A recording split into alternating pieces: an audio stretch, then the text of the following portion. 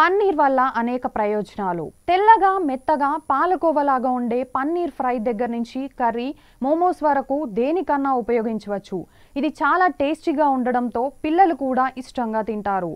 విరిగిన పాలతో పన్నీర్, చీజ్ తయారు చేసుకోవచ్చు. ప్రస్తుతం రోడ్డు మీద చిన్న బంక్ దగ్గర నుంచి 5 స్టార్ రెస్టారెంట్ వరకు పన్నీర్ లేకుండా మెనూ ఉండదు.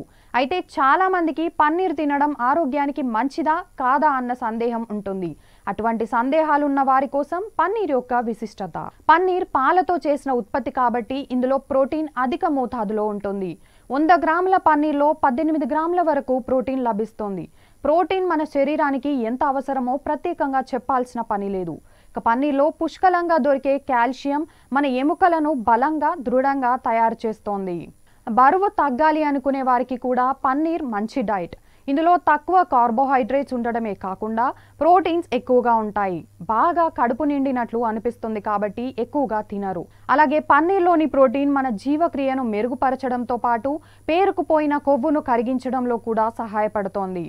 ఇన్ఫెక్షన్స్తో పోరాడడంలో సహాయపడడమే కాకుండా రోగనిరోధక శక్తిని పెంచుతుంది. మితంగా పన్నీరు రోజువారీ డైట్లో తీసుకోవడం వల్ల శరీరానికి ఎన్ని ప్రయోజనాలో. ఈ వీడియో కనుక మీకు నచ్చినట్లయితే లైక్, షేర్ అండ్ సబ్స్క్రైబ్.